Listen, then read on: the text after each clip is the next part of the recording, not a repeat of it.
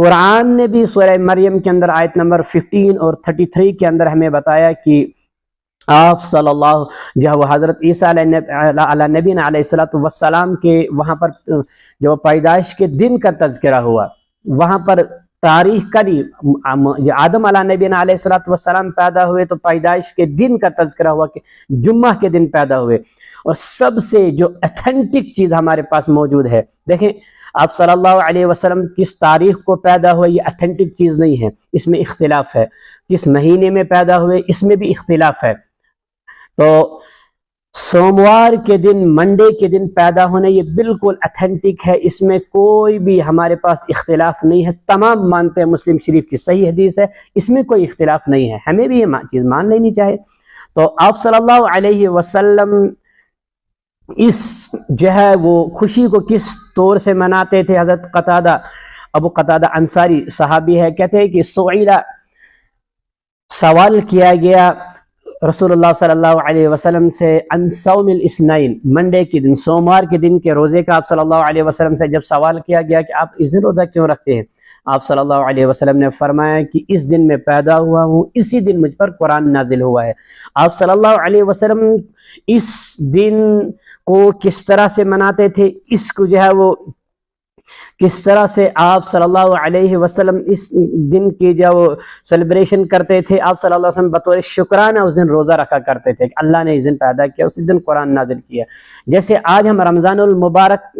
کا دن، رمضان المبارک کا پورا مہینہ روزہ رکھتے ہیں بطور احترام قرآن، کہ ہمیں اللہ نے ایک ایسی کتاب، ایک ایسا قانون، ایسا سسٹم دیا جس سسٹم کی وجہ سے ہم جو کنتم علی شفا حفرۃ من النار فانقذکم منها، ہم جہنم کے گڑھے میں پہنچے ہوئے تھے، انسانیت تباہ و برباد ہو چکی تھی، اللہ نے وہ قانون ہمارے ہاتھ میں دلوایا اور اس قانون کی وجہ سے، اس کتاب کی وجہ سے ہم کامیاب ہو گئے۔ اولئک هم المفلحون، یہی لوگ کامیاب ہیں جنہوں نے اس چیز کی پیروی کی۔ اب ہمیں کامیابی پر خوشی منانی چاہیے، ہم اس قرآن کی ریسپیکٹ میں، اس کے احترام میں ایک مہینہ روزہ رکھتے ہیں، لہذا کم از کم وہ قرآن کس نے دیا؟ وہ حضور صلی اللہ علیہ وسلم نے دیا، تو ہمیں حضور صلی اللہ علیہ وسلم کے لیے بھی ایک دن کا بطور شکرانہ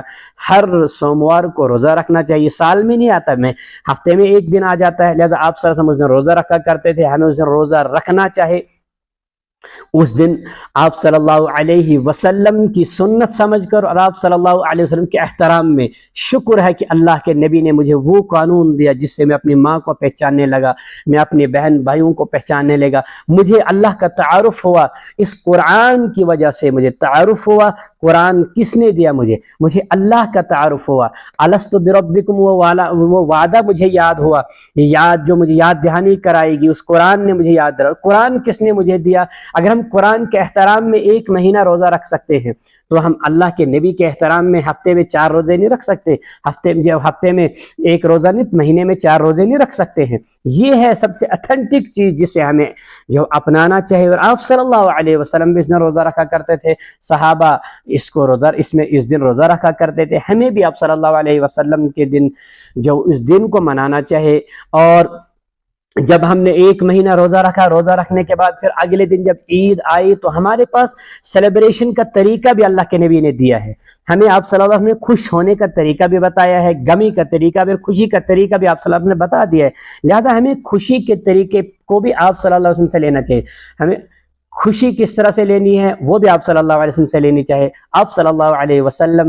جو ہے وہ بطور شکرانہ نماز 2 رکعت نماز پڑھ رہے ہیں کہ پورے مہینے ہم نے روزہ رکھا اور ہم کامیاب ہوئے روزہ رکھنے میں۔ اسی لیے جب ہمیں قرآن ملا تو ہم 1 مہینہ روزہ رکھتے ہیں، تو ہم 2 رکعت نماز پڑھتے ہیں پورے مہینے کے بعد جو ہماری عید آتی ہے، تو سیلیبریشن کا طریقہ بھی ہمارے پاس ہے۔ عید، اب عید میلاد النبی کہیں اس کو کوئی حرج نہیں ہے، عید کہنا حرج نہیں ہے، البتہ میں کہتا ہوں کہ سیلیبریشن کا جو طریقہ، جشن کا جو طریقہ ہے وہ اللہ کے نبی کے طریقے کے مطابق ہونا چاہیے، اس میں ہمیں کوئی ایسی خرافات، کوئی ایسی چیز نہیں کرنی چاہیے جس سے ہمیں یہ محسوس ہو کہ ہم غیروں کی مشابہت کر رہے ہیں، لہذا اس کی طرف ہمیں بھی توجہ دینی چاہیے۔ عید میلاد النبی کہنا کوئی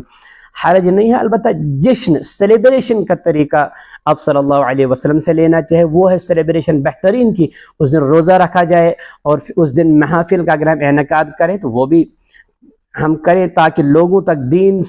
پہنچے، للدین، جسے کہ دین کے لیے کوئی کام کیا جائے تو اس میں کوئی حرج نہیں ہوا کرتا ہے۔